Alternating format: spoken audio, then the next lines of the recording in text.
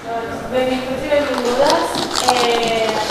Estem un postgrat, nosaltres postgrats som una associació de joves per l'ensenyament plural de l'economia i volem plantejar i fer modificacions al pla d'estudis. Per començar, per què? Perquè creiem que els graus d'economia giren entorn a una teoria única, la teoria neoclàssica, i per això creiem que fa falta més pluralisme, ja que s'està invisibilitzant altres escoles econòmiques també importants i que igualment vàlides. Després, per altra banda, també pensem que la metodologia quantitativa és útil i necessària, però que també necessitem eines qualitatives perquè no sé si se va a caer, es más fino. a vegades no poden ser infal·libles i per tant necessitem més eines per comprendre la realitat que ens envolta. I per últim, doncs, que entrin disciplines que bé estan interrelacionades amb l'economia però no són presents en el nostre pla d'estudis, com per exemple filosofia, política, també sociologia, psicologia. I res, doncs això que el que busquem és que les aules siguin un lloc de debat i de pluralisme i que les universitats es formin estudiants públics i crítics amb eines suficients per entendre la societat. I ens complau molt doncs, que vingui en Jorge Mar, que ha sigut llicenciat en Economia i doctorat en Economia Aplicada, president de l'APEP, Asociació por el Pleno Empleo y la Estabilidad de Precios. I que tenim aquí una de les associacions que primer ha parlat sobre i s'ha encarregat de difondre tot el tema de la teoria MMT i que estem encantats i que hagi pogut venir. Moltes gràcies.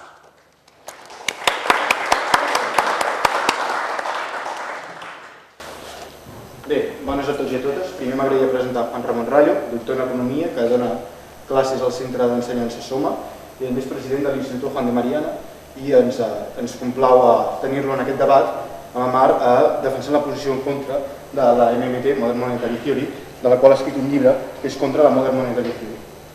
També, des d'aquest debat, també participa en l'organització Students for Liberty, que és una associació en l'àmbit universitari sense ànim de lucre a favor de les idees de llibertat, és a dir, el liberalisme en tant les seves qüestions econòmiques com socials.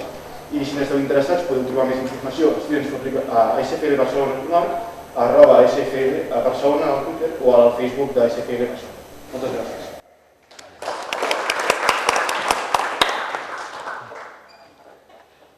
Bueno, pues gracias por haberme invitado.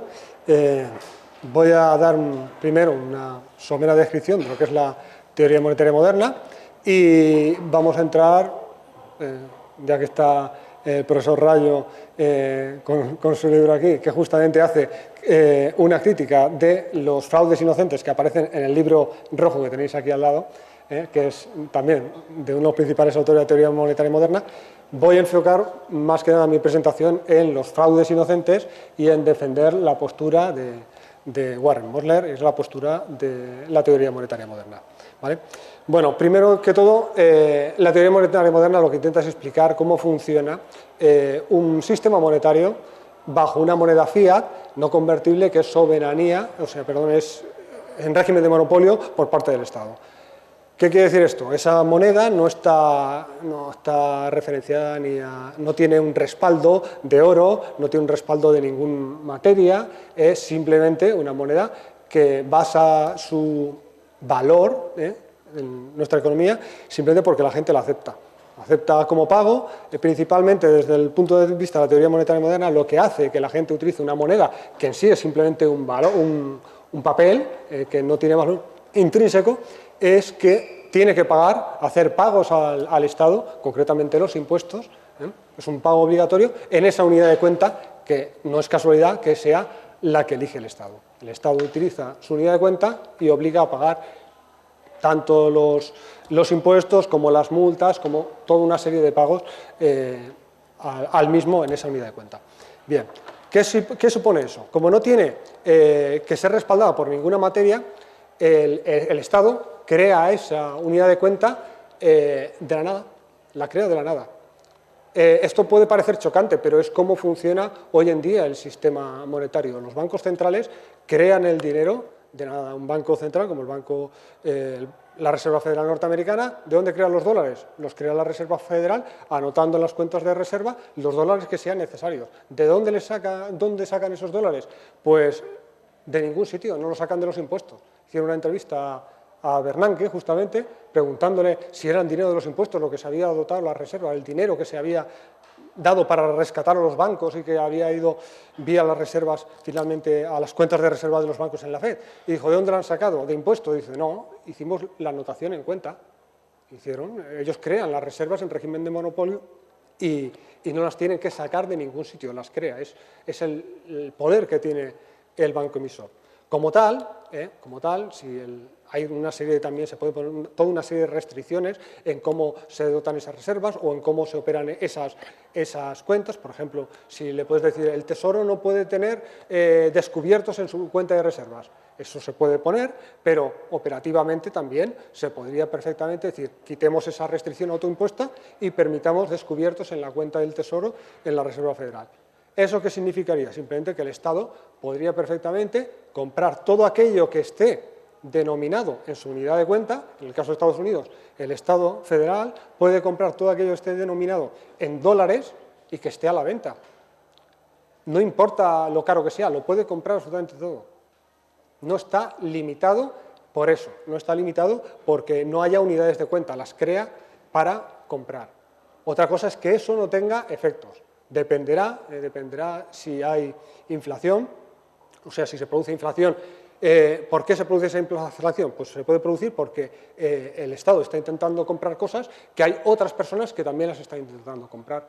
Así que eso puede hacerle subir el precio. Cuando hay una gran cantidad de recursos desempleados, la inflación no tiene por qué aparecer. Así que el Estado está restringido, evidentemente, por las cosas reales que están a la venta. Si no hay cosas reales, no las puedes comprar. Están restringidos por las cosas reales que están a la venta, pero no está restringido por la cantidad de dinero que tiene, porque lo puede crear.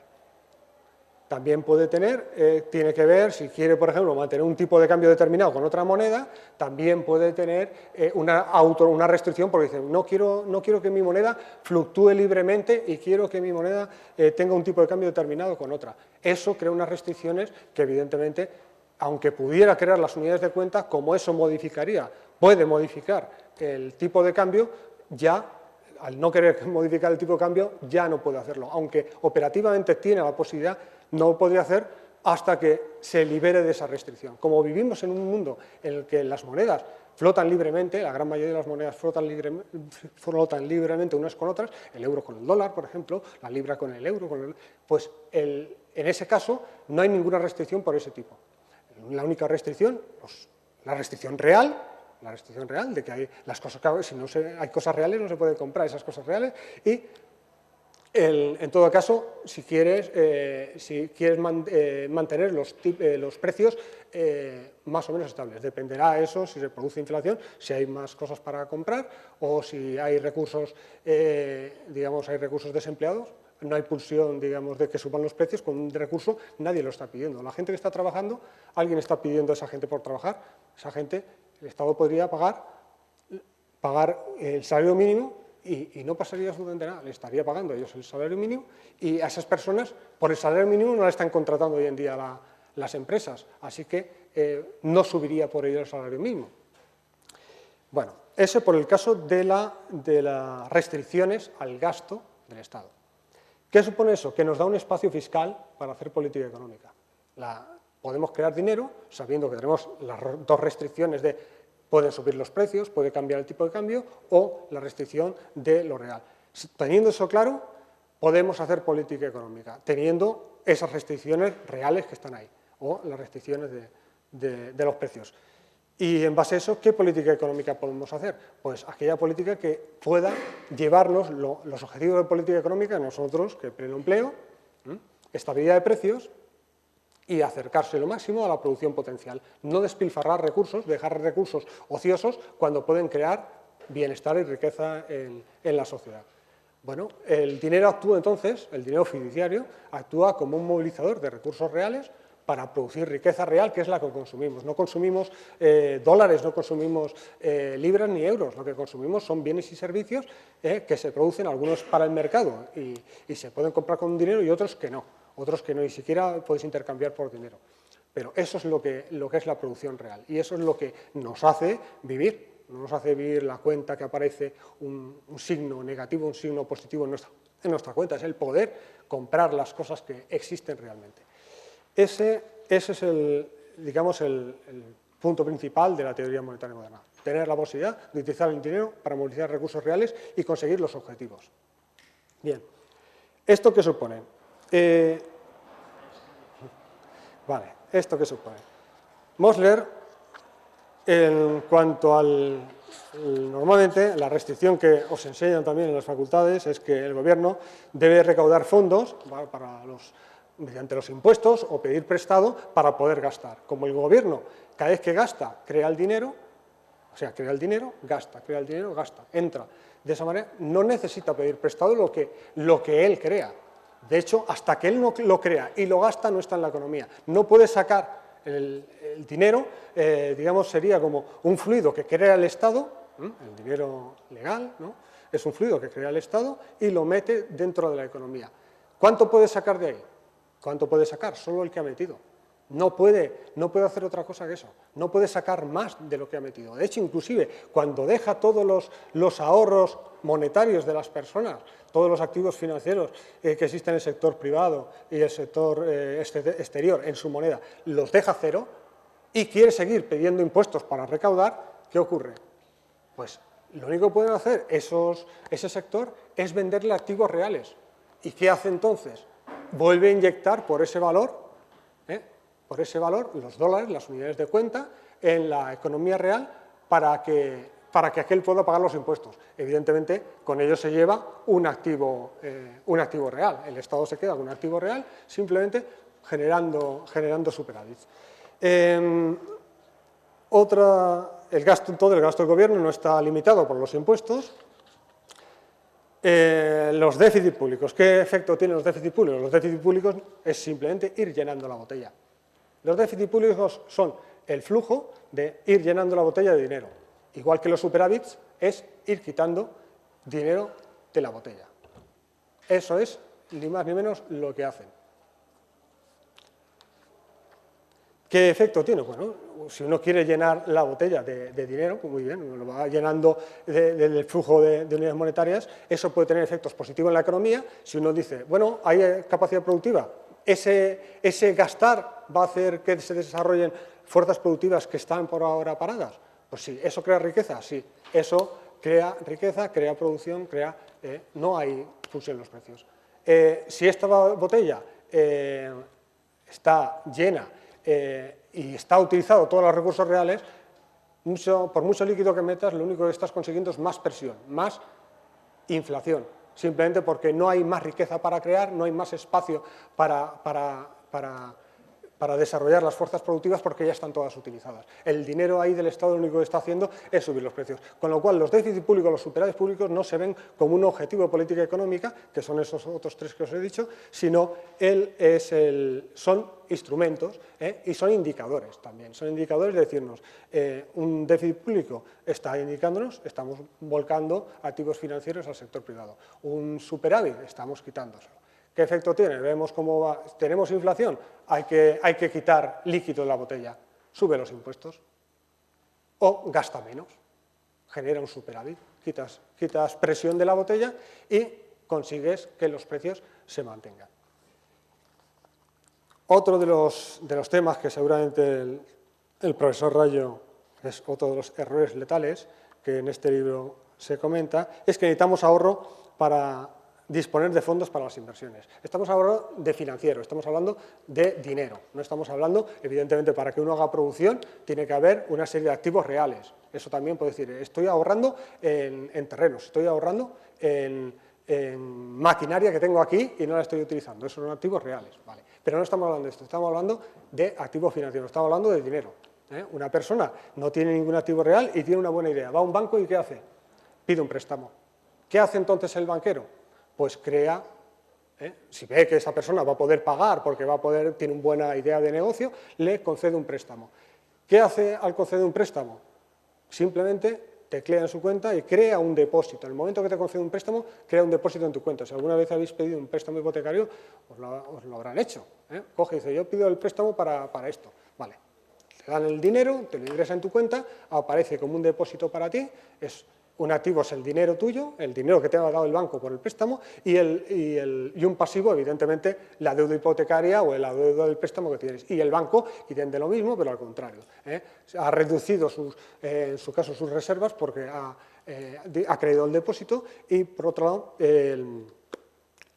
ha cogido y ha incrementado sus activos financieros. ¿Cómo? Con tu préstamo. El préstamo que le tienes que devolver para él es el activo. Bien. Bueno, pues ¿es necesario que haya ahorros previos, depósitos previos para que eso lo haga el banco? No, no es necesario. Los bancos no dan así los préstamos. Los bancos no necesitan depositantes previos para hacer los préstamos. Simplemente tienen que hacer un cálculo que efectivamente esa persona puede hacer el préstamo. Y el momento que llega, hacen el cálculo, esta persona es rentable, me va a dar el préstamo. O sea, me va a pagar el préstamo y los intereses, se lo doy. Creo el depósito, doy el préstamo, creo el depósito y ya está, él tiene el dinero. Con ese dinero, ¿qué va a hacer? Voy a montar una empresa. Pues monta la empresa, compra los activos reales que tienen que estar allí, compra los activos reales, contrata a la gente que sea necesaria y se pone a producir bienes y servicios reales. ¿Se ha realizado la inversión? Sí. ¿Había ahorro previo? Había ahorro previo en términos financieros, había dinero. Esta persona dice, no, es que vino uno que tuvo que ir al banco y meter ahí sus ahorros. No, no había ahorro previo. Directamente lo hace así. De hecho, eso lo podéis comprobar el Banco de Inglaterra, el Banco de la Reserva Federal de San Luis. Vais a cómo se crean dinero con los depósitos de los bancos, como algunas cosas que os enseño aquí, como es el sistema de reserva fraccionaria y el multiplicador monetario, no funciona así en la banca. Pero no ahora, sino de muchísimo tiempo, del siglo pasado. O sea, que la banca ni más ni menos crea de esa manera el ahorro, digamos, crea el ahorro, porque te crea tú y el depósito, te crea el depósito en el momento que tú quieres invertir y ellos consideran que tu inversión vale la pena. Es otra de las, posiblemente todos los puntos que también tocará. Y bueno, y el último punto que podría ser es el punto de la seguridad social. La seguridad social, cuando se habla, el otro día estuvo hablando Eduardo Garzón debatiendo en televisión con el profesor Rayo y se habló de la seguridad social, de cómo se puede financiar la seguridad social. Vamos a hablar de un Estado que sea soberano monetariamente, que no es el caso ahora en España desde que entramos en el euro. Ni sería en el caso de que España estuviese bajo un patrón oro, porque tampoco sería soberano, porque no controla la moneda que está en la cúspide monetaria. Pero en el caso de que fuera un país como Estados Unidos, como Japón, como Turquía, como Argentina o como cualquier país que utiliza una moneda fiat y que gasta en su moneda, puede entrar en quiebra financiera. Las pensiones puede, claro, si de pronto el banco no dota, no quiere dotar, decide, porque hay una regla, no dote usted el fondo de las pensiones, pues puede entrar. Pero ¿eso es necesario? No.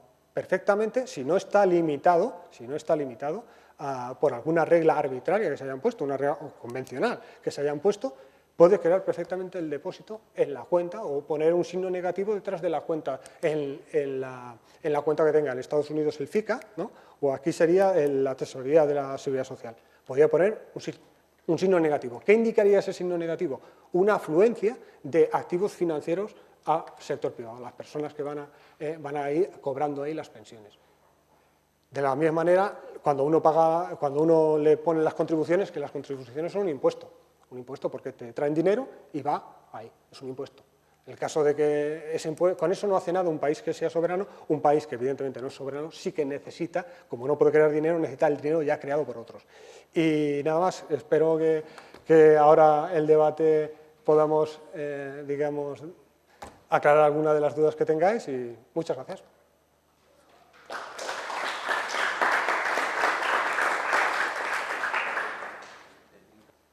Bueno, buenos días. La teoría monetaria moderna, yo creo que tiene dos grandes tesis, una que no hemos tocado y sí que me gustaría tocar más tarde, que es la tesis sobre el origen del dinero, cómo surge el dinero, quién crea el dinero, si el dinero es un producto espontáneo y natural evolutivo del mercado o es una creación de una autoridad estatal.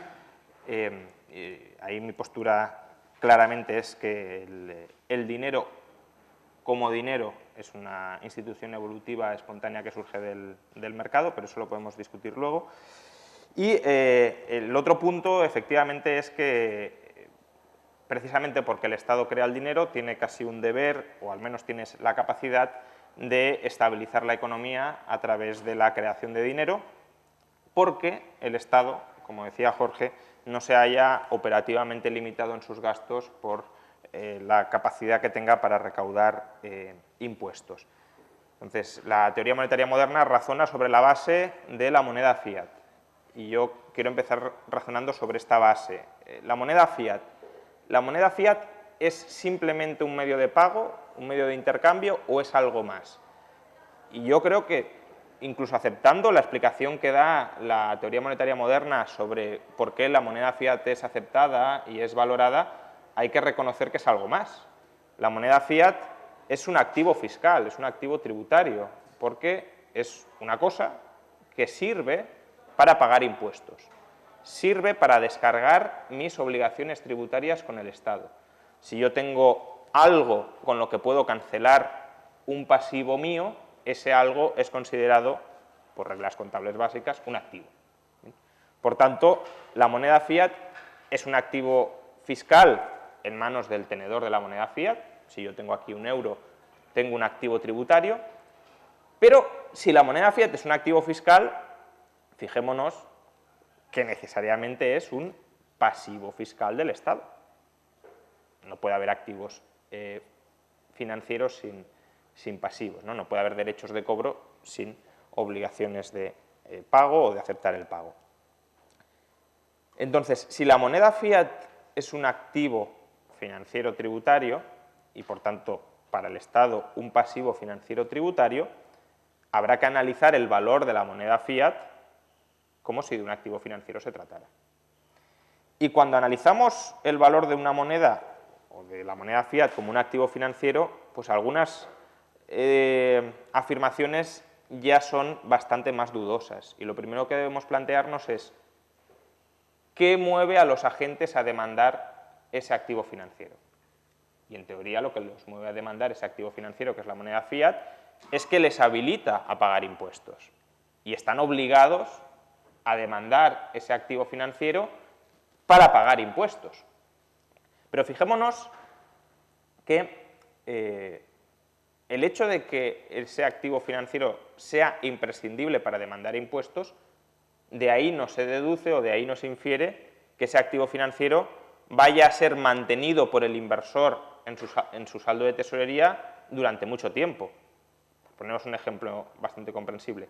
Si queréis viajar a Roma necesitáis un billete de avión a Roma, pero eso no significa que vayáis a comprar el billete de avión ya para dentro de 5 años. ¿Por qué? Porque compráis el billete de avión cuando creáis que es el mejor momento, está en el mejor precio para comprarlo, en un momento no demasiado alejado del tiempo para no perder otras oportunidades de uso que le podéis dar a ese dinero, ya sea de uso para consumo o para inversión. Por tanto, ¿de qué depende la demanda de ese activo que es el billete de avión? Pues depende de las oportunidades de inversión alternativas. Si os ofrecieran un tipo de interés del 50% a un mes, no compraríais el billete de avión un mes antes de que lo necesitéis. Y depende también de vuestras expectativas de cuando ese billete de avión está en su mejor precio. Pues con la demanda de dinero sucede algo muy parecido. La gente, ¿por qué atesora dinero? ¿Por qué mantiene en su saldo de tesorería dinero? ¿Por qué quiere, ya no dinero para gastarlo ya, sino para mantenerlo hasta el momento de gastarlo? Pues bueno, la moneda fiat, una de las funciones que juega efectivamente es la de pagar impuestos, otras que puede jugar es pues, las funciones típicas del dinero. Si la moneda fiat tiene un valor razonablemente estable, si la moneda fiat se comporta bien en cuanto a estabilidad de valor, la gente puede decidir demandarla para efectuar compras o para ahorrar de manera muy segura. Si vosotros queréis ahorrar de manera bastante segura, pues a lo mejor lo más aconsejable no es comprar un bono de una empresa privada o no es comprar acciones, porque eso puede suponer o puede estar expuestas a fluctuaciones de valor bastante importantes o incluso a impagos. En cambio, si la moneda fiat es en última instancia deuda del gobierno, estamos hablando de que es deuda pública, y es una deuda pública que, si mantiene su valor bastante estable, es un activo bastante interesante para utilizarlo como depósito de valor. Pero aquí entonces entramos a la siguiente cuestión, y es, ¿qué sucede cuando las expectativas del valor de la moneda fiat tiemblan?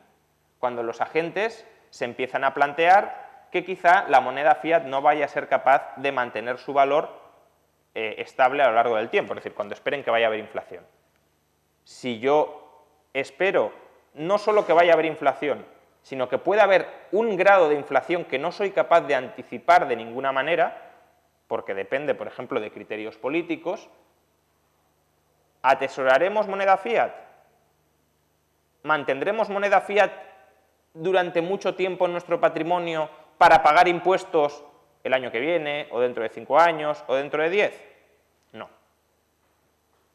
Porque hay otros activos alternativos donde será más interesante mantener la moneda fiat. Y simplemente, si esperamos que vaya a haber inflación y que pueda haber un nivel de inflación incluso no anticipado por nosotros, pues imaginad, tenemos la peseta, el gobierno de turno tiene la facultad para imprimir cuantas pesetas quiera, el inversor va a decir, bueno, pues yo voy a ahorrar en pesetas, voy a mantener mis saldos de tesorería en pesetas permanentemente.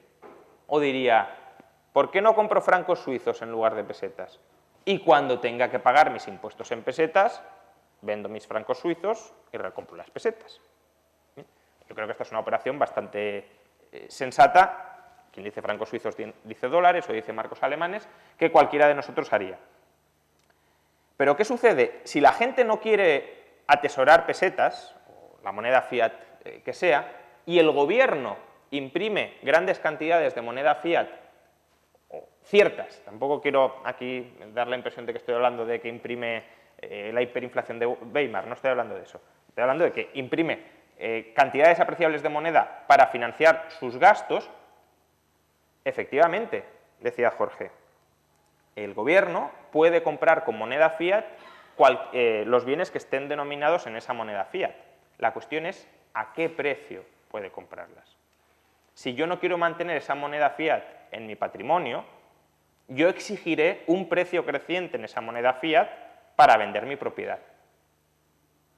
Es decir, si yo os intento colocar, es decir, imagina que yo soy una persona absolutamente insolvente y que tengo muy mala fama, y os intento colocar un pagaré de Juan Ramón Rayo, vendéis algo por 100 euros y os intento colocar un pagaré de Juan Ramón Rayo por 100 euros.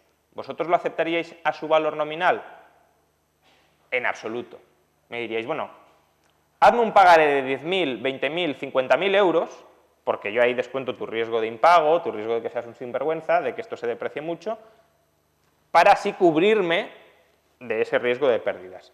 Pero obviamente si vosotros no aceptáis la moneda fiat por su valor nominal, por su valor facial, ¿qué estamos diciendo? Que me tendréis que entregar mucha mayor cantidad de moneda fiat para comprar una misma cantidad de bienes. Es decir, que habrá inflación. Pero habrá inflación no porque se haya multiplicado necesariamente su oferta, o no porque se haya multiplicado muchísimo, sino porque la demanda de moneda fiat se desplomará como consecuencia de que la gente no la querrá en tanto en cuanto no es un activo reputado con un valor estable. Entonces, si hay inflación, ¿el gobierno está capacitado para comprar todos los bienes que quiera con moneda fiat?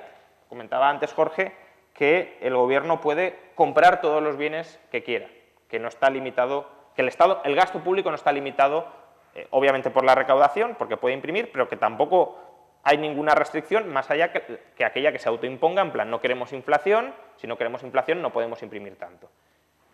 Imaginad un gobierno que le da igual cualquier grado de inflación y que lo que quiere es comprarlo todo imprimiendo moneda. En plan, quiere nacionalizar el IBEX 35, vamos a imprimir moneda para comprar el IBEX 35. Y nos da igual que la inflación durante un par de años suba al 40, al 50, da igual. ¿Vosotros creéis realmente que el Estado imprimiendo moneda fiat sería capaz de comprar todas las acciones del IBEX 35? En absoluto. ¿Por qué? Porque nadie las querría vender.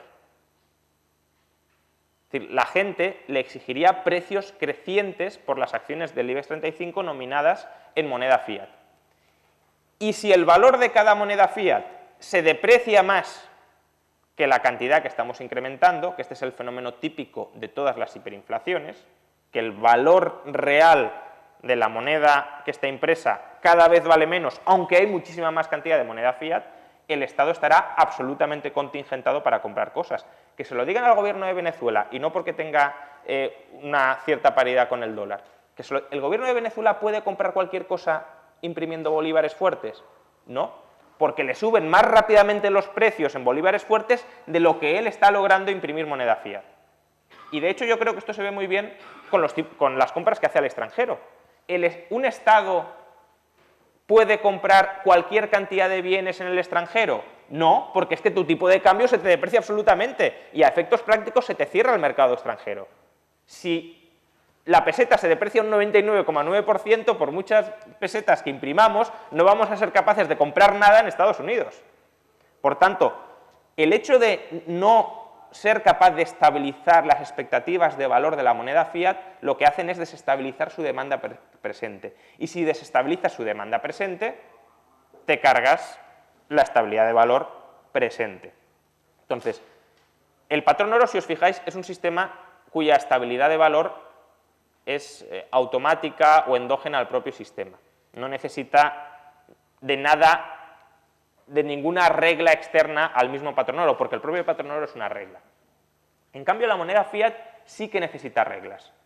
Y ahí es donde entran todas estas reglas que mencionaba Jorge, que él dice, bueno, son reglas arbitrarias, no le veo sentido. No, no son reglas del todo arbitrarias. Obviamente tienen una parte de arbitrariedad, podrían ser otras, pero tienen una finalidad muy concreta, y es dotar de credibilidad a la moneda fiat. Dotar de credibilidad de que la moneda fiat no se va a depreciar enormemente. Por ejemplo, bancos centrales independientes. Le quitamos la imprenta al señor Mariano Rajoy o al señor Cristóbal Montoro y se la damos a un gestor alemán con un rostro muy malcarado que además está obsesionado con que no haya inflación y se juega incluso su prestigio personal en que no haya inflación. Y le importa un comino que el gobierno de España tenga necesidades de imprimir moneda fiat para financiar sus déficits. Está dispuesto incluso a quebrar el gobierno de España con tal de no imprimir ni un solo euro. Si tú colocas a un señor al frente de la gestión de la moneda de ese país, obviamente la moneda adquiere credibilidad ante los inversores, porque saben que este señor no va a manipular arbitrariamente la oferta. O es lo mismo que sucede con los currency boards, con los sistemas de tipos de cambio fijos. Ligo mi moneda a una moneda exterior de prestigio que además está más o menos bien gestionada. Como yo tengo que reproducir lo que está haciendo el otro, en cierta medida me estoy subrogando a su credibilidad. O el patrón oro, ligo mi moneda al oro, por tanto, si yo tengo que convertir la moneda que yo imprimo en oro, sé que no me puedo desmadrar. Eso es lo que logra estabilizar las expectativas y lo que logra dotar de credibilidad a la moneda fiat. Sin eso, si le decimos a los inversores me refiero también a cualquiera de nosotros que tenga moneda fiat, porque si la moneda fiat es un activo, si yo compro moneda fiat estoy invirtiendo. Si les decimos a los inversores, con el valor de esta moneda fiat puede pasar cualquier cosa en cualquier momento, siempre que el gobierno quiera gastar de más, va a imprimir. Es más, cuando ustedes esperen que no va a imprimir, cuando ustedes estén más confiados en que no va a imprimir, va a ser cuando más voy a imprimir. Porque ahí es cuando más efecto va a surtir. Es decir, cuando la inflación es absolutamente inesperada, es cuando el gobierno más incentivos tiene a estafarte. Porque si yo estoy anticipando una inflación muy alta, si yo le digo, no, usted, señor gobierno, me quiere comprar algo, un 50% de recargo en precios. El gobierno, imprimiendo un 50% más de dinero, no va a comprar nada extra. Ahora, si yo digo, no, el gobierno se va a portar muy bien y no me doy cuenta de que está imprimiendo más, me va a comprar mucho más de lo que yo habría querido comprar. Por tanto, las reglas sí tienen sentido y tienen un sentido que es el de estabilizar la demanda de dinero. Y yo creo que, hay otras críticas, pero no tengo tiempo ahora, pero yo creo que una manera de centrar el debate es cuál es para la MMT la función de demanda de dinero. Es decir, ¿de qué variables depende para la MMT la demanda de dinero? porque yo solo consigo localizar una variable o un elemento que determina para la MMT la demanda de dinero, y es el pago de impuestos. Pero como he explicado al principio, el pago de impuestos no determina absolutamente la demanda de dinero. Que yo tenga que pagar impuestos dentro de 5 años no me lleva a ya estar ahorrando en dinero, en euros, para los impuestos que vaya a pagar en 5 años. Con lo cual, la cuestión es, si imprimimos dinero, por mucho que se tenga que utilizar en última instancia para pagar impuestos, ¿cuánto dinero voy a mantener yo en mis saldos de tesorería? ¿Y a qué precio voy a estar dispuesto a aceptarlo? Y si no voy a estar dispuesto a aceptarlo a casi ningún precio, salvo en el momento exacto en que lo tengo que comprar para pagar impuestos, lo que tendremos es inflación. Y cuanta más inflación haya, menos se va a aceptar. Va a haber unas expectativas absolutamente desestabilizadas que solo se van a lograr estabilizar con las reglas que antes os mencionaba. Y eso, y ya termino, es lo que sucede en todos los procesos inflacionistas. En todos los procesos inflacionistas donde el gobierno se desmadra monetizando déficits, que es básicamente no sigo ninguna pauta previsible en la gestión de este patrón monetario, al final, precisamente para tener capacidad de compra, no porque no esté limitado operativamente, si el gobierno no estuviese limitado operativamente, jamás se autorrestringiría la capacidad de imprimir moneda. Si se restringe la capacidad de imprimir moneda es por el propio beneficio del Estado, porque sabe que si no, esa moneda no será aceptada y ni siquiera podrá recurrir a inflaciones moderadas y periódicas. Y por eso todos los procesos inflacionarios terminan con algún modelo de estabilización de la divisa, ya sea regresando al oro, ya sea ligándola al dólar, ya sea subcontratando otros bancos centrales extranjeros, ya sea entregándole, por ejemplo, Estados Unidos, década de los 80, ¿cómo logra estabilizar la altísima inflación de los 80 Estados Unidos? Colocando al frente de la Reserva Federal a Paul Volcker. ¿Quién era? Y lo coloca Jimmy Carter, un demócrata. ¿Quién era Paul Volcker? Un republicano que estaba obsesionado con la lucha contra la inflación. Así sí que puedes conseguir la credibilidad en la moneda, si no, imposible. Gracias.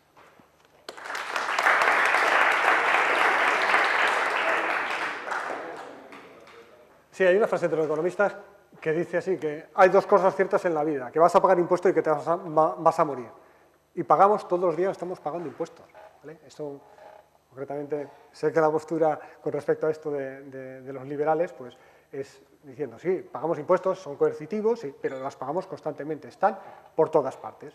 Están por todas partes porque, en última instancia, es una de las cosas más importantes de lo que lo llamarían algunos el precio de la civilización. De hecho, se ha llamado así, los impuestos son el precio que pagamos por tener civilización. Es simplemente el aceptar que hay una autoridad en la que delegamos ciertos poderes, no podemos ser individuos aislados y delegamos parte de nuestros poderes en una entidad que se crea, que es social, es el Estado. Ese Estado, cuando es democrático, efectivamente está sometido a la voluntad de todos, pero evidentemente si es democrático las mayorías pesan más o deberían pesar más que las minorías. En el caso de un Estado autoritario, una monarquía absoluta, el Estado es una sola persona y la voluntad de esa persona, y ya está. Estamos hablando ahora de un Estado democrático. ¿Qué quiero decir con esto? Bueno, que los impuestos están por todas partes. No puedes hacer, dice, bueno, voy a coger y voy a hacer lo que ha dicho el doctor Rayo. ¿Qué haces cuando haces esto? Pues dices, mira, yo no quiero tener dólares. O sea, no quiero tener dólares, pongamos que son norteamericanos, no quiero tener dólares. ¿Qué haces con ellos? Pues vas a otra persona que los acepta y te los cambia por otra cosa, por un activo real o por un activo... Vale. ¿Qué consiste esto? Tú has dejado, las consecuencias tú has decidido que tú no quieres, la persona, un individuo ha decidido que no quiere ese activo financiero y se lo ha cambiado a otra que sí que lo quiere. Si todos lo hacemos, si nos damos cuenta, el activo ese va a estar, nadie lo va a tirar, nadie va a coger y decir, ay, yo los dólares lo voy a cambiar por euros, por ejemplo, o por un activo real, pero yo no los quiero para nada y los quemo, ¿no?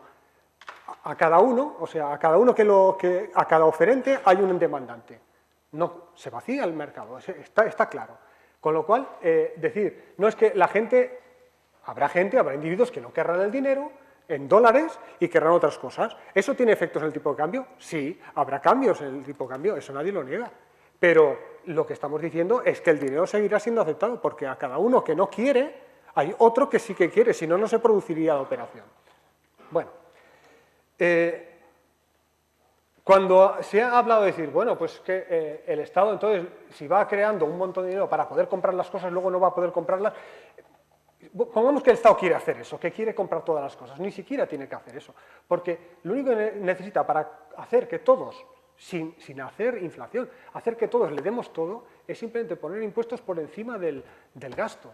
Con eso son superávits, y los superávits fiscales lo único que van a hacer es reducirlos a todos los activos financieros, a toda la economía, digamos la economía no pública, es decir, sector exterior que tiene dólares y sector doméstico que tiene dólares, se van a quedar secos de todos sus ahorros en dólares, ya sean en reservas, ya sea en billetes, ya sea en títulos de bonos del Tesoro. Vale, se van a quedar a cero. Como el impuesto es un derecho que tiene el Estado sigue poniendo el impuesto y tú tienes que pagar. ¿Para qué tener que emitir dinero? Puede hacer eso llevando superávits fiscales. Así que no le veo mucho sentido que decir, no, es que el Estado empieza a crear para comprarlo todo. Claro que lo puede comprar todo, pero si su objetivo es el otro, es quedarse con la riqueza privada, lo único que tiene que hacer es seguir llevando superávits fiscales hasta el final, hasta que se lo quede absolutamente todo. De esa manera, encima tendrá una deflación inmensa, porque no habrá dinero en la economía, salvo el dinero que cada vez que compre un activo real, y como tal, la verdad es que sí, tendría todos los activos reales a su alcance, pero no habría desarrollado, no había hecho nada por desarrollar, y todo lo contrario, había puesto impedimentos al desarrollo de la economía privada y de la economía nacional en su conjunto. Bien. Decir que el dinero va a dejar de tener valor porque en un futuro las expectativas van a ser inflacionarias y tal, Estados Unidos lleva llevando déficit casi de manera constante desde su creación. Cada vez que ha intentado llevar superávit, lo que ha producido es de inmediato una recesión. Si vemos mismo nuestra propia historia con la peseta, podemos ver que la gente seguía aceptando pesetas. ¿Cuántas veces hemos tenido superávit en nuestra historia? Digo desde la peseta a partir de los años 80, a la peseta cuando es una moneda fiduciaria, una moneda no convertible en oro. Vale, la peseta podía tener sus cambios, variaciones de tipo de cambio con respecto a otras monedas, pero no le faltó demanda. De hecho, si alguien de aquí, porque piensa que va a haber una gran inflación en el futuro, no acepta dinero ahora, me lo puede mandar a mí, porque yo sí que lo acepto. Quiere decir que las expectativas, si no cambian la actuación ahora real, no hacen nada por cambiar la economía. Se quedan ahí en las ideas de cada uno, pero no cambian cómo funcionan los agentes. Bien, pues el tema de la aceptación de dinero es tan claro como que la gente dice, no quiero aceptar dólares, me paso a francos suizos. ¿Qué es el franco suizo? ¿Es una moneda convertible por oro?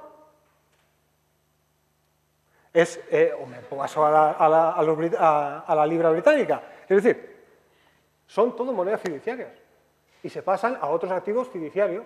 ¿Por qué? Porque en última instancia se sabe que incluso la propiedad que tenéis del oro, propiedad, ¿qué es el derecho de propiedad sin un Estado? Si no hay confianza en el Estado, todo se va afuera, porque no hay confianza ni en la propiedad privada. Si no hay Estado para defender la propiedad privada, que es la ley, ni que es nada. Dice, yo tengo el oro, pues lo tendrás que llevar encima y no podrás ni dormir. Claro.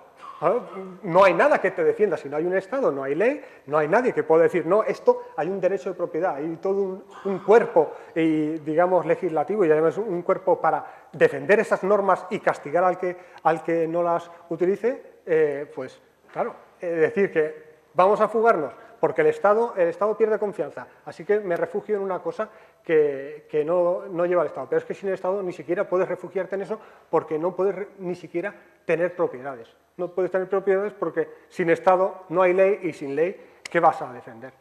Solamente, en todo caso, tu vida y viendo a todos los demás individuos que igualmente te la quieren quitar. No es una forma, digamos, óptima de hacer la vida de los seres humanos. De hecho, hacemos todo lo contrario, siempre nos agrupamos, creamos una serie de normas, creamos toda una serie también de deudas entre unos, servidumbres entre unos y otros, que a veces son más o menos igualitarios, otras menos, pero eso es fundamental. Entre ellos, el dinero vemos que nos sirve, y como nos sirve, y como nos enseña la historia, que ha habido veces que efectivamente un Estado que ha sido incapaz de hacer cumplir sus leyes, Si no eres capaz de hacer cumplir tus... ¿Quién aceptaría el dinero de un Estado, por ejemplo, la República Española? Cuando estás perdiendo la guerra, estás perdiendo, aunque estuviera basado en el oro, da igual, si estás perdiendo todo donde ejerces tú la ley, ¿qué importancia tiene? Tu dinero no vale. ¿Cómo va a valer tu dinero si no eres capaz ni siquiera de poner la ley en tu territorio? Tu dinero no tiene ningún valor porque lo que le da ese valor es la capacidad de ejercer la autoridad. La capacidad de decir, o pongo impuestos o decido hacer una construcción ahí y pongo el dinero y... ¿Está ya? Sí, bueno, hay alguna cosa más. Sí. Sobre las importaciones, nadie obliga a nadie a importar. Si los chinos quieren importar a Estados Unidos, o sea, exportar a Estados Unidos es porque les da la gana, nadie les ha obligado, que yo sepa no es un país soberano y ellos quieren seguir, ¿qué es lo que equilibra todo esto? Ni más ni menos, si los chinos quieren seguir acumulando activos financieros netos en dólares, pues seguirán exportando, en el momento que no quieran, pues no exportarán. Y ya está, es que no es otra cosa. ¿Eso puede tener consecuencias reales? Efectivamente, ¿por qué? Porque las importaciones son un beneficio real para la sociedad que los recibe, porque recibe bienes y servicios reales a cambio de un activo financiero que en un futuro puede valer más o puede valer menos. Pero lo real está ahí y ya lo ha disfrutado. En el momento que los chinos no quieran recibir ese activo financiero y quieran quedarse la producción para ellos y disfrutarla ellos, pues se acabó el superávit comercial de China y el déficit comercial de Estados Unidos. Es algo que nadie obliga a nadie. Ahí no hay problema, justamente. En todo caso, uno puede decir, si se endeuda, por ejemplo, en algo que no es la moneda que controla, o no es una moneda fiduciaria, pues entonces tienes un gran problema. Como no eres un creador de moneda, eres un mero usuario, sí que tienes un gran problema. Estados Unidos no tiene problema, Gran Bretaña no tiene problema porque paga sus importaciones, en todo caso, con libras, pero imagínate que llega, no, es que queremos que nos la pagues con euros.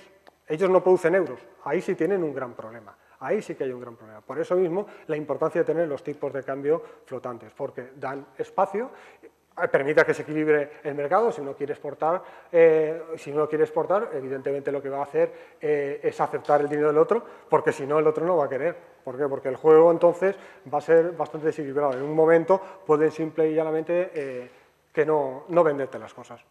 Y creo que ya... Sí, pues ya está. Cuando he dicho que la moneda fiat puede no ser aceptada, no me refiero a que la gente no quiera comprarla. Es decir, el mercado al final muy probablemente se termine vaciando. La cuestión es a qué precio. La cuestión es al precio al que se vende o al que se compra esa moneda fiat. El bolívar hoy se sigue aceptando. Ahora se sigue aceptando a un precio un 90%, 95% inferior al que se aceptaba hace 10 años. En la hiperinflación de Weimar, el marco se seguía aceptando. Ahora se sigue aceptando a precios expansivos de los bienes y servicios y, por tanto, a precios decrecientes absolutamente de la moneda. Efectivamente, si tienes que pagar impuestos en una moneda y estás obligado a pagar impuestos en esa moneda, la vas a terminar aceptando en algún momento. Pero, insisto, la cuestión es a qué precio lo aceptas. Y si lo aceptas a un precio tremendamente decreciente, se puede dar la circunstancia de que la cantidad de dinero que esté imprimiendo el Estado valga menos nada más imprimirla que antes de imprimirla. Imaginad que imprimimos 10.000 billetes de dólar que se deprecian un 90%. Pues si hemos incrementado un 1% la cantidad de dólares y se deprecia el dólar un 90%, eso vale mucho menos que antes. ¿Bien? Y por tanto, eso sí limita operativamente la capacidad de compra del Estado. Porque si el Estado cada vez que imprime hunde sobreproporcionalmente el valor de la divisa, está destruyendo poder adquisitivo, no lo está destruyendo su poder adquisitivo, no lo está creando. Entonces, yo creo que la cuestión es esa, es decir, la cuestión no es si se va a aceptar o no, sino a qué precio se va a aceptar, y la inflación es el precio al que se acepta. Una inflación alta es que se acepta a un precio cada vez más bajo. Planteaba Jorge, pero ¿para qué va a querer un Estado comprarlo todo imprimiendo moneda cuando puede simplemente subir los impuestos? Con lo cual todo el mundo estará obligado a vender sus activos a cambio de la moneda que haya impreso y por tanto generará deflación y el Estado será capaz de comprar esos activos a precios de saldo. Uno de los principales bienes o servicios que quiere comprar hoy un Estado es el trabajo. Es decir, hay en España 3 millones de funcionarios que están prestando servicios para el Estado. Obviamente, todo Estado tiene la capacidad para confiscar bienes. De hecho, los impuestos originariamente surgen así, como confiscaciones de bienes. Dame el 30% de tu cosecha. Ahí no se obligaba a pagar en ninguna moneda, se quitaban directamente los bienes. Pero esto en las sociedades modernas es poco eficiente. ¿Por qué? Porque si tú quieres comprar servicios y le dices a una persona, trabaja 8 horas al día para mí, tantos días al año, eso se llama esclavitud. Y, aunque efectivamente los impuestos, yo no coincido en que son el precio de la civilización, creo que son el precio de la incivilización, es decir, incluso aceptando la justificación que los defensores de los impuestos dan, ¿por qué son necesarios los impuestos? Para que no nos matemos entre nosotros. Pues, en todo caso, sería el coste de ser incivilizados y de no saber respetarnos entre nosotros sin impuestos. Pero al margen de eso, los impuestos son una forma de esclavitud, porque te están quitando tiempo de tu vida. Pero no sé por qué la sociedad ve la esclavitud directa como algo negativo y, en cambio, el pago de impuestos, que es una forma de sustituir esa esclavitud directa, no. Pero lo cierto es que esa forma de esclavitud indirecta, que son los impuestos, está socialmente aceptado y, por tanto, un Estado se puede permitir cobrar impuestos y hoy no se puede permitir esclavizar a su población. Y ese es uno de los motivos por los cuales no es verdad que un Estado pueda comprar todo lo que quiera simplemente subiendo los impuestos. Luego, decía Jorge, si tú no confías en el dólar, compras francos suizos, y el franco suizo es otra divisa estatal. Es una divisa estatal bien gestionada bajo ciertas reglas, no una divisa estatal que se gestiona de cualquier manera. Es una moneda fiat que da confianza porque el gobierno suizo es creíble, y es creíble en cuanto a qué. A que no va a hacer barbaridades con el valor de su divisa, a que se va a preocupar por cuidar el valor de la divisa ante los tenedores, ante los inversores. Nadie se está planteando cambiar dólares por bolívares o por pesos argentinos. Eso solo se hace cuando necesitas esa divisa para comprar y en el momento de comprar. Pero nadie deposita valor, nadie atesora valor en bolívares o en pesos argentinos. ¿Por qué? Porque se sabe que el gobierno que los gestiona es tremendamente irresponsable y le da igual generar inflación o no. Y, por tanto, la expectativa hoy es que a ti te van a maltratar a las primeras de cambio. Pero he puesto el ejemplo del franco suizo por poner el ejemplo del franco suizo, pero se podrían comprar perfectamente acciones, bonos u oro.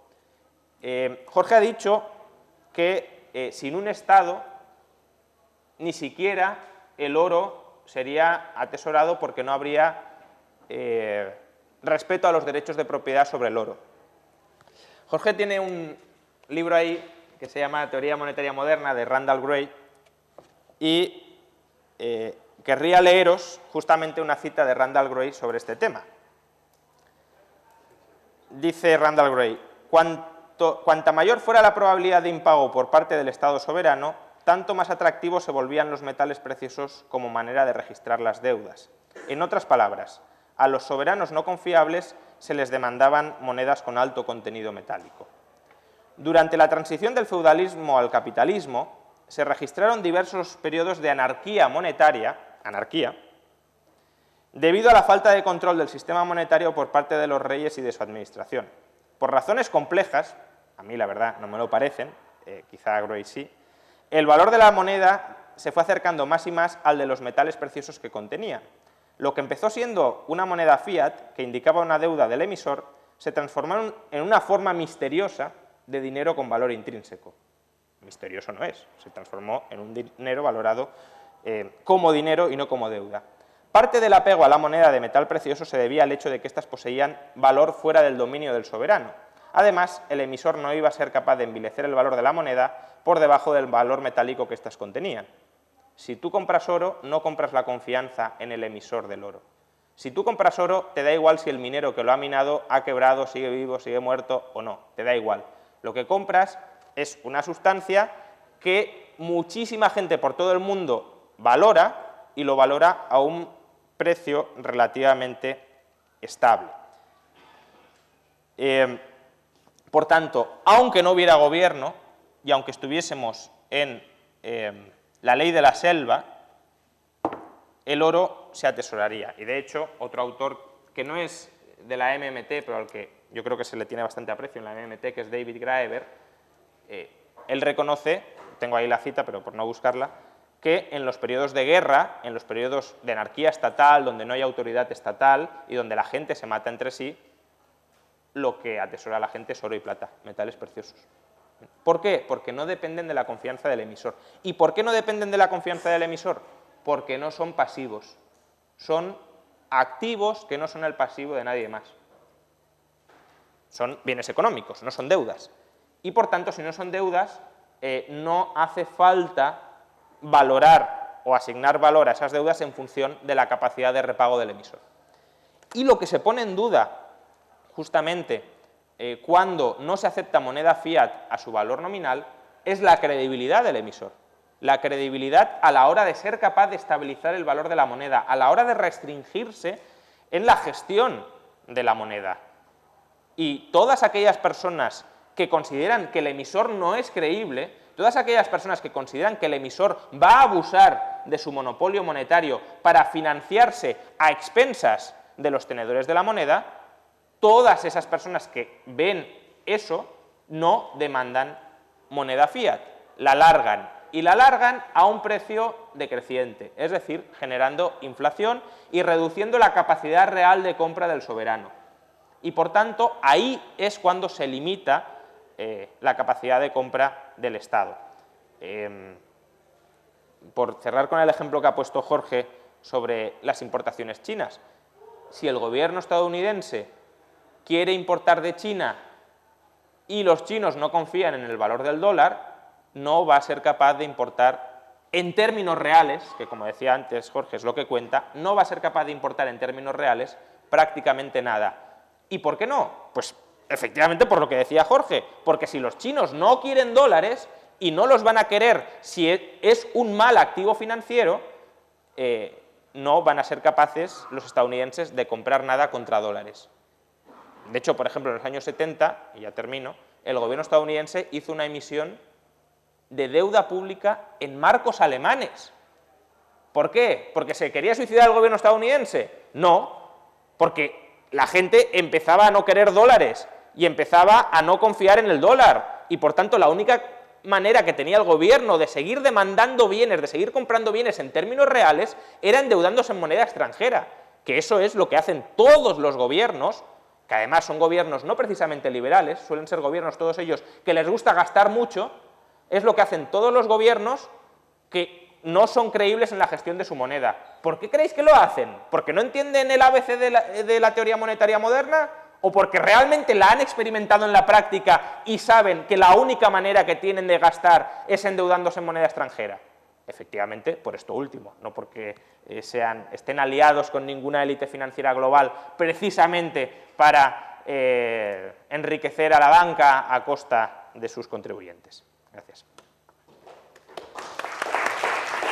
Bueno, no es lo mismo un impago, hay países que han impagado, Argentina ha impagado, Grecia ha impagado ya varias veces, que no hay ley, no es lo mismo. Uno puede impagar, otra cosa es que la misma esencia del Estado y de la ley desaparezca, es decir, un Estado, por ejemplo, en el caso de una guerra, y que hay zonas, efectivamente, en las zonas esas donde no hay ley, puede aparecer, se puede producir trueques de diferentes materias. Hay una materia que es muy útil, puede ser el oro, porque otros la pueden valorar, ¿vale? Pero hay otras materias que también se han utilizado, tabaco, se utiliza todo eso, efectivamente no es dinero, pero se hace un trueque con la otra persona para recibir alguna cosa que necesiten. De todas maneras, ahí estamos hablando, no es lo mismo que el impago, que efectivamente que desaparezca la autoridad estatal. Si desaparece la autoridad estatal, su dinero no vale nada, eso está claro. En el momento que desaparece el saber que eso tiene valor, porque hay autoridad, porque esa autoridad tiene autoridad, vaya. Si no la tiene, si es incapaz de hacer valer, ya deja de tener absoluto valor. Con respecto al oro, he traído de uno de los mayores inversores, de los inversores más conocidos del planeta, Warren Buffett, para que veamos como inversión y la seguridad y lo bueno que puede ser para desarrollar la riqueza de la nación o incluso la individual. Es una cita de Warren Buffett. Dice, hoy día las reservas mundiales de oro son de aproximadamente 170.000 toneladas métricas. Si todo este oro se fundiera, tendríamos un cubo de 21 metros, ¿vale? A $1.750 por onza, el precio del oro, cuando escribo esto, su valor sería de 9,6 billones de dólares. Llamemos a este cubo la pila A. Ahora vamos a crear un montón B, que cuesta una cantidad igual de dinero, de dólares. Para ello podríamos comprar todas las tierras de Estados Unidos, 400 millones de hectáreas con una producción de alrededor de 200.000 millones al año, además de 16 móviles, la ExxonMobil, que es la empresa más rentable del momento, ¿vale? 16 de ellas. Después de estas compras tendríamos $1 millón de sobra para gastar. ¿Se imagina un inversionista con 9,6 billones prefiriendo a A que B? Bueno, pues él no se lo imagina. Más allá de valoraciones sorprendentes dadas el stock de oro, los precios actuales valoran la producción en 160 millones de dólares. Los compradores, los usuarios de joyería industrial, individuos atemorizados o los especuladores continuamente deben absorber esta oferta adicional para mantener el equilibrio. Sin embargo, la pila B, dentro de un siglo, los 400 millones de acres de maíz, trigo, algodón y otros cultivos que seguirán produciendo riquezas reales,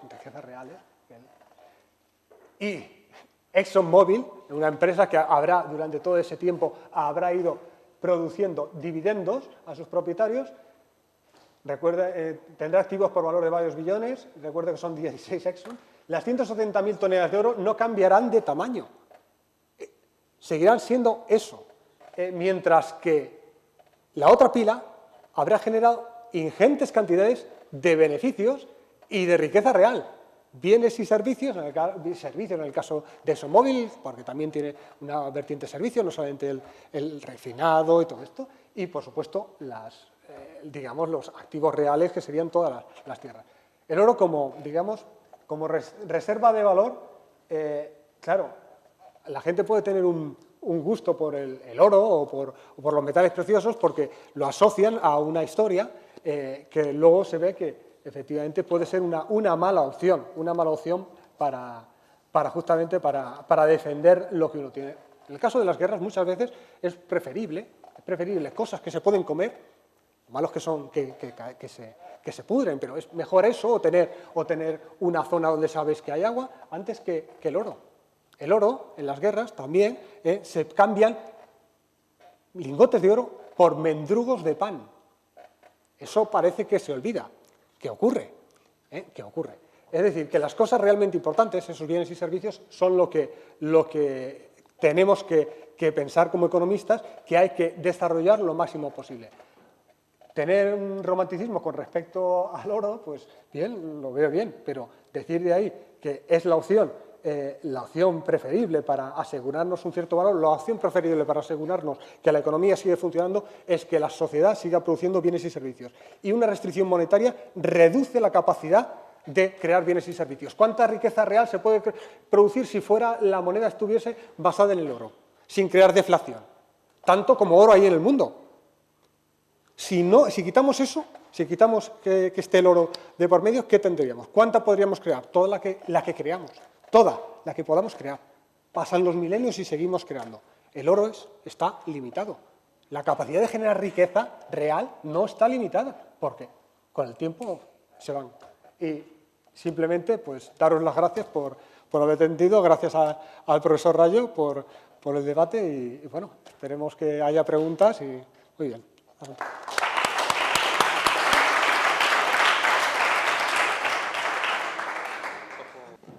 Bueno, a ver, cuando hablaba del oro, yo me refiero al oro como paradigma de dinero, no necesariamente tiene por qué ser el oro, no me voy aquí a poner a explicar por qué el oro, sin embargo, sí ha sido superior a todas sus otras alternativas a lo largo de la historia, es decir, por qué en la historia solo se ha utilizado otros bienes distintos del oro como dinero cuando el oro no estaba disponible. Pero sí quiero ir a la cita de Warren Buffett, porque la verdad que me parece una cita muy, muy curiosa. Básicamente lo que está diciendo Warren Buffett es, si vosotros podéis comprar, por simplificar, todo el IBEX 35 o todo el oro del mundo, ¿qué vais a comprar? Pues parece que todo el IBEX 35 o todo el Dow Jones, ¿Por qué? Porque son activos productivos que generan bienes y servicios y por tanto es mejor. Dice Warren Buffett, ¿alguien se puede imaginar algún inversor que preferiría comprar el oro que todos esos activos productivos? Dice, no, inimaginable. Pues yo la verdad me imagino muchos casos donde sí se prefiere comprar el oro a todos esos activos productivos. Por ejemplo, si esos activos productivos están cotizando a un precio de burbujón y si por tanto el inversor prevé que se van a hundir de precio el año que viene. Entonces yo compro oro porque va a mantener el valor y cuando lo otro se deprecie enormemente de precio, compro eso mucho más barato. O si, por ejemplo, el oro lo tengo en las Islas Caimán y ExxonMobil tiene los pozos en Venezuela y preveo que me van a expropiar los pozos en Venezuela, pues prefiero tener el oro a ExxonMobil, que ExxonMobil va a ser nada en unos años. Por tanto, sí hay muchos supuestos donde uno puede preferir comprar oro a comprar los activos. Y me extraña que Warren Buffett, que muchas veces quiere estar líquido, de hecho él hace gala de estar líquido en muchas ocasiones para no comprar activos a precios inflados, diga esta butad, que sin embargo es tremendamente repetida, esta cita es muy conocida. Y aquí precisamente quiero ligar con otro punto que ha tocado ahora Jorge al final y que había tocado al principio y en el que no había podido entrar porque era otra línea argumental muy distinta, pero no quiero dejar de mencionar.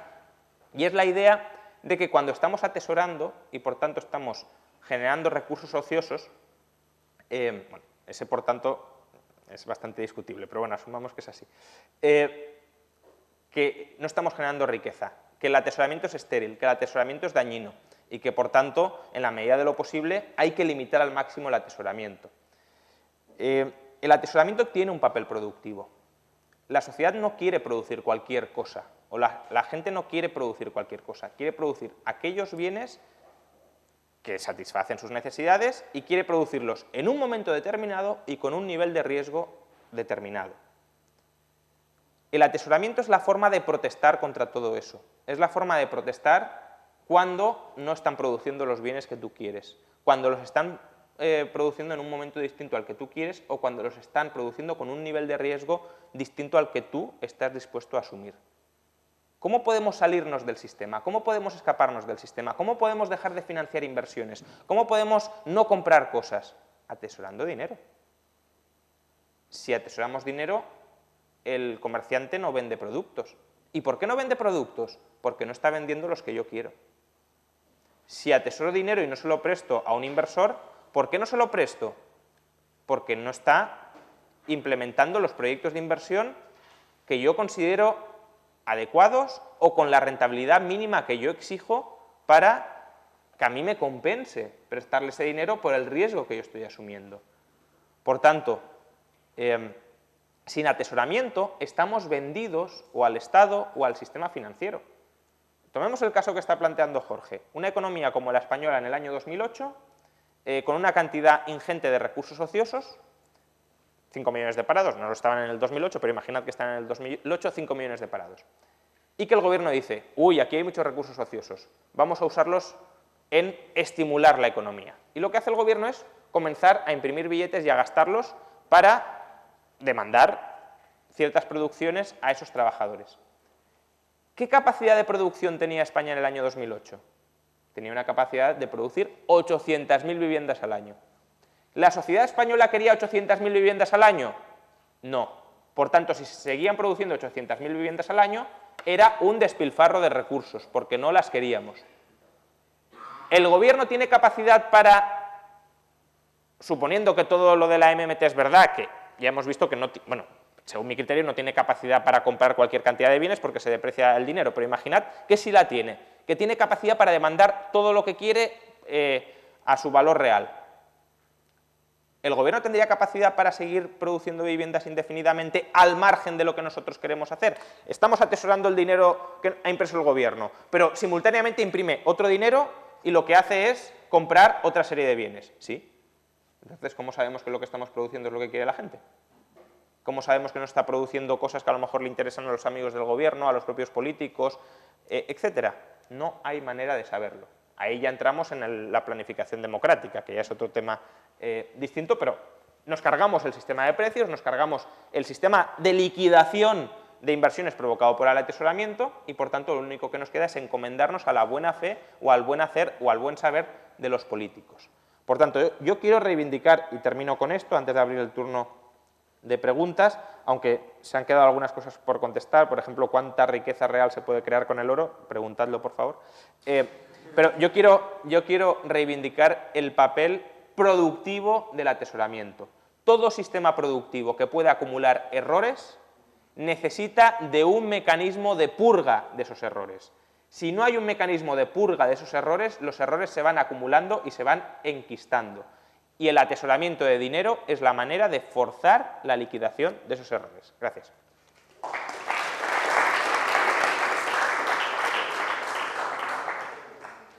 Bien, bueno, ahora pasaremos al turno de preguntas, así que preguntadlo con esto. Sí, con esto. Y bueno, una cosa primero que me gustaría comentarles es que en la MMT siempre hay un papel esencial entre el ahorro privado y los déficits públicos. Si podrían comentar sobre este papel, porque es algo que la MMT especialmente hace énfasis y no lo hacen otras teorías a lo mejor. Si estamos hablando, evidentemente, de ahorro financiero, es decir, en dinero. Como son identidades contables, no puede ser de otra manera que si ponemos la economía la dividimos en dos sectores. Por un lado está el sector gubernamental, ¿vale? Y por otro el sector no gubernamental, que consiste ni más ni menos en el sector privado doméstico, empresas y familias, y por otro lado el sector exterior, que son pues, el resto del mundo, lo que nos quiera comprar o lo que nos quiera vender. ¿Vale? Eso hay unos flujos monetarios, unos flujos financieros. ¿Vale? No puede darse el caso que un incremento de activos financieros netos en el sector no gubernamental no vaya acompañado de un incremento de los pasivos financieros en el sector gubernamental. Es decir, el déficit público permite el ahorro privado. Es cuando he hablado de llenar la botella es los activos financieros denominados en la moneda que yo emito, y cada vez que lleno el sector no gubernamental, que es la botella de dinero, lo que estoy haciendo es tener déficits públicos, lo lleno. Y en el momento que quiero drenar esos activos financieros, reducirlos, lo único que tengo que hacer es, simplemente, pongo impuestos. Ya está. Es simple y llanamente es eso. Una cosa está irremediablemente unida a la otra. No puede uno decir, hombre, podríamos hacer el caso de que un activo, el caso de los activos reales. Por ejemplo, el Estado compra un activo real. Bien. El Estado, por ejemplo, compra oro. Compra un activo real. Usted le añade en su cuenta el pago por el oro y el Estado se lo pone en déficit, entra para comprar el oro. Pero eso es déficit financiero. Pero ahora tiene un activo que usted dice que es equivalente al dinero, con lo cual realmente no hay déficit. En ese caso el Estado no entra en déficit. Si el Estado quisiera realmente entrar en déficit, nos limitamos al tema financiero, por ejemplo, digamos que ha habido una compra de una casa por parte del Estado a una persona privada. Compra el terreno, lo que sea. Bien, lo compra, pero se produce un incremento del patrimonio del Estado y un cambio de patrimonio pasa a ser financiero, un activo financiero, que es el dinero que tienes ahora, y lo que no tienes es la casa. Vale. Pero imagínate que se la alquilas, si la alquilas al Estado. El Estado va a estar fluyendo activos financieros en forma de las rentas por el alquiler y tú no has perdido tu patrimonio, tú sigues teniendo el terreno, es tuyo. No estaba bajo ningún tipo de utilización, yo no estoy perdiendo nada, estoy recibiendo los activos financieros. Es entender que efectivamente en el tema financiero no puede existir que no se incrementen los pasivos financieros del Estado sin un especular incremento de los activos financieros del sector no gubernamental. No puede haber... Pero una cuestión, Jorge, porque yo en esto realmente los teóricos de la MMT creo que están dando giros y no son a veces claros en lo que quieren decir. ¿Tú opinas que el sector privado solo se puede desapalancar si hay déficits públicos o no? Vamos a ver. ¿A qué te refieres? ¿A que si puede reducir su deuda? El sector privado, el no gubernamental entero. El no gubernamental. Es decir, la única forma que tienen ellos de deshacerse dinero es, efectivamente, con los superávit del sector gubernamental. Porque es el único que puede destruir dinero. A menos, claro, que usted coja un billete, que es un activo financiero suyo, pero es un pasivo del Estado, y lo queme. Entonces deja de tener, pero claro, eso no tiene demasiado sentido. De esa manera no tiene... Bueno, esto si queréis se puede explicar en la pizarra, pero es decir, imagínate que tú y yo somos sector privado, yo te debo dinero a ti, tú me debes dinero a mí, por tanto hay deuda privada, esa deuda privada se puede reducir sin que haya un déficit público. Vamos a ver, simplemente la compensamos. La deuda mía simplemente la compensamos entre nosotros y ya está. Pero vamos a ver, la deuda mía o sea, mi pasivo es su activo.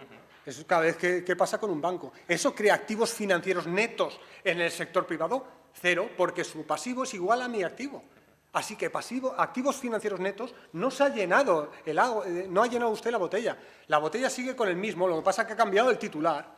Eso sí. O sea, a ver, cuando habláis de activos financieros netos os estáis refiriendo a activos frente a otros sectores. Entonces, obviamente, el sector privado no puede adquirir activos frente a sí mismos que sean activos de otros sectores, porque el sector privado es sector privado. Entonces, si solo consideramos sector privado y sector público, evidentemente es una tautología decir que el sector privado solo puede tener activos contra el sector público si el sector público tiene pasivos frente al sector privado.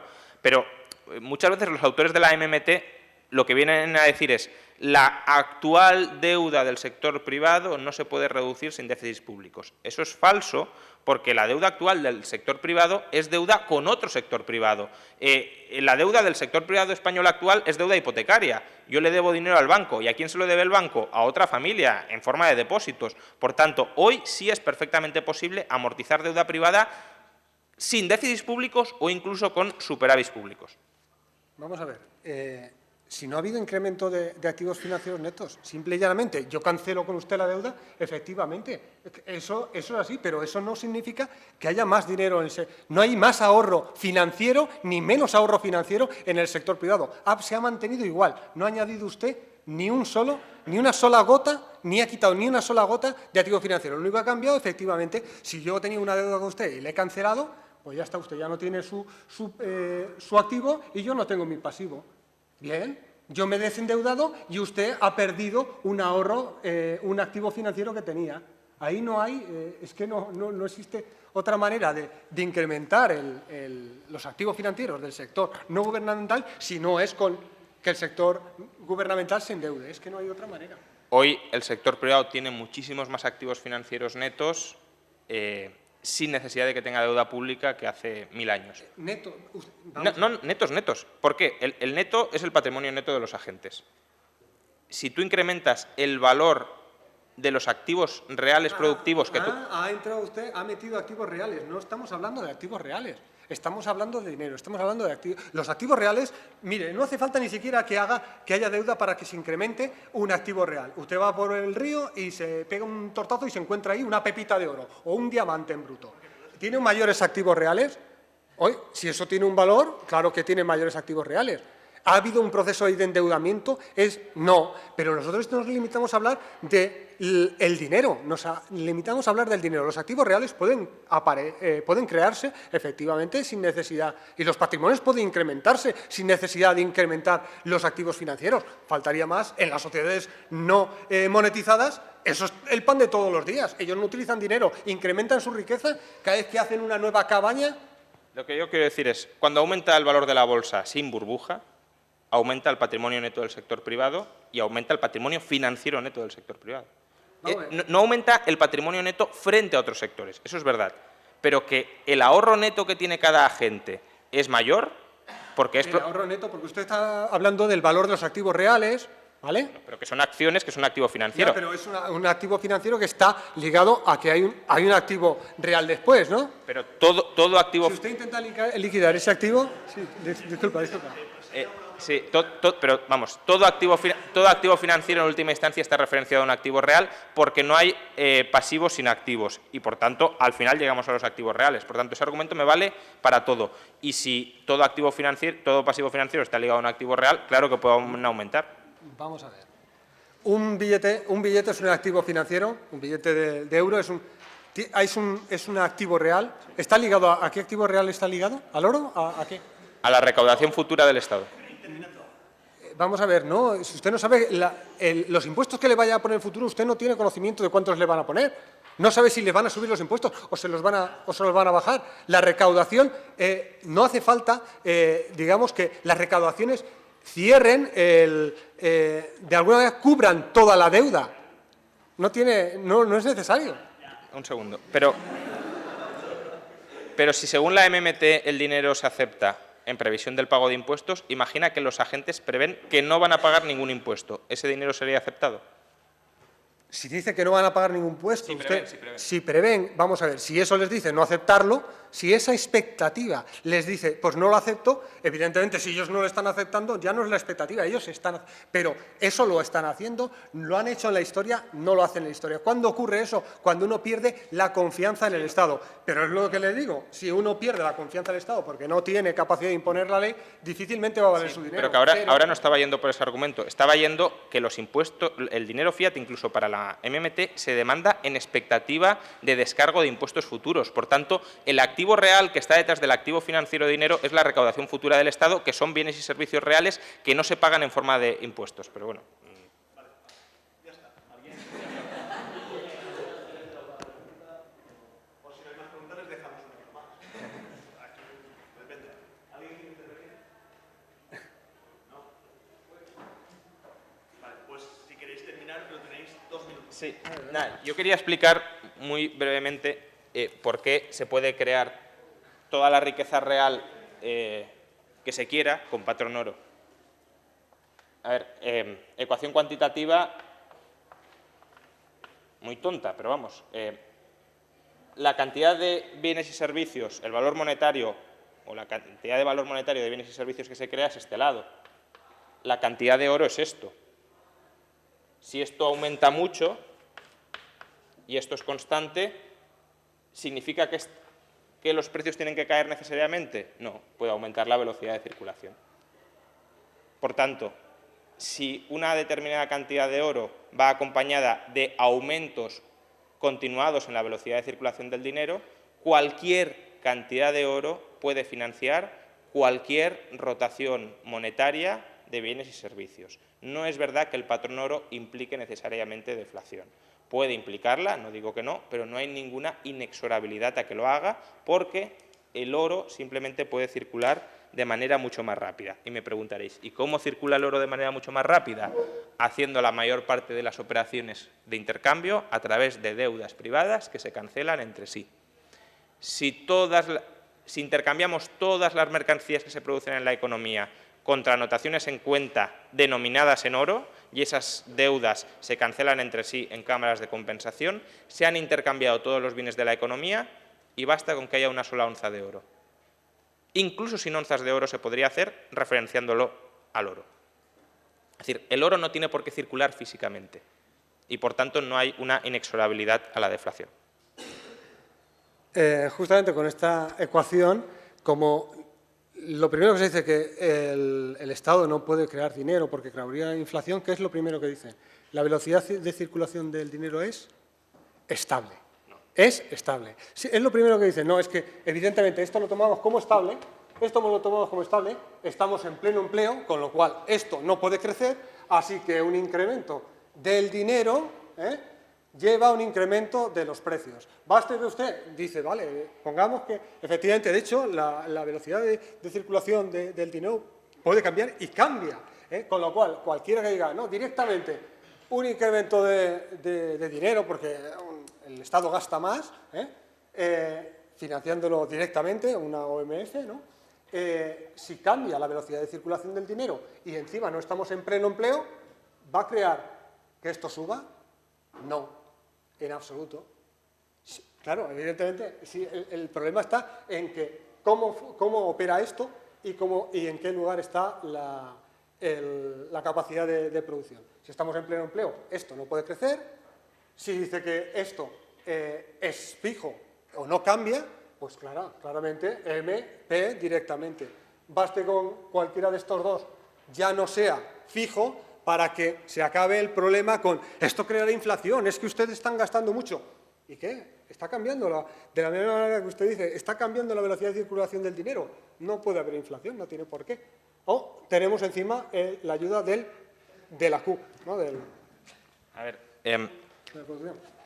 esto es la ecuación cuantitativa del dinero. La hipótesis de que la velocidad de circulación es constante es la teoría cuantitativa del dinero. Yo no soy cuantitativista, por tanto, yo no creo que la velocidad de circulación del dinero sea constante, en esencia porque V simplemente es un proxy de la demanda de dinero, y la demanda de dinero cambia mucho. Pero precisamente porque es un proxy de la demanda de dinero, si las expectativas sobre el valor del dinero futuro no se mantienen, lo que sucederá es que V se disparará. Es decir, que V se dispare es el equivalente a que la demanda de dinero se desplome, es el inverso, si lo queréis mirar. Entonces, V se disparará. ¿Y qué experiencias históricas tenemos de una V que se dispara? V se dispara en los periodos de hiperinflación. ¿Y qué sucede en los periodos de hiperinflación? Que el valor del dinero se desploma. Por tanto, las expectativas de que el valor del dinero se van a desplomar llevan a que la demanda se desplome, a que la velocidad de circulación del dinero aumente y a que los precios crezcan. El hecho de que estemos por debajo de la capacidad productiva no significa que no se vaya a generar inflación. Primero, porque puede haber cuellos de botella. Con lo cual, si tenemos recursos, imaginad que queremos producir laboratorios biotecnológicos en España. Si no tenemos científicos, podemos demandar muchos almacenes, pero lo único que haremos será aumentar el precio de los almacenes o de los laboratorios, porque no podremos empezar a producir por falta de científicos.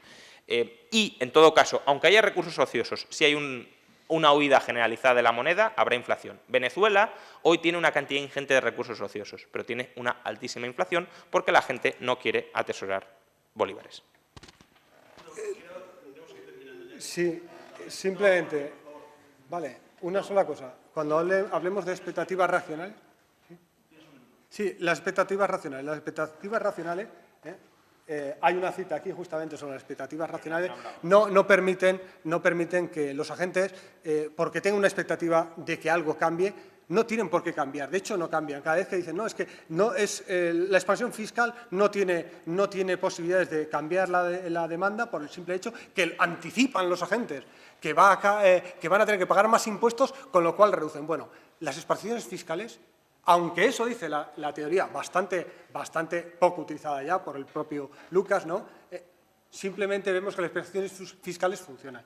Con respecto a cómo está Venezuela, yo no lo puedo decir. Lo único que sé es que tiene un paro que no llega al 5%. Yo creo que están muy cerca, si no por encima ya, de la capacidad productiva. Su problema es un problema de oferta. Es un país que ha vivido de las rentas del petróleo. Basta una caída del precio del petróleo para que, como viven de producción extranjera, de que les lleven todo, lo que tenía que hacer es desarrollar sus fuerzas productivas y cambiar su modelo productivo. ¿Y por qué no lo hacen? Yo no lo sé, eso ya no le puedo decir.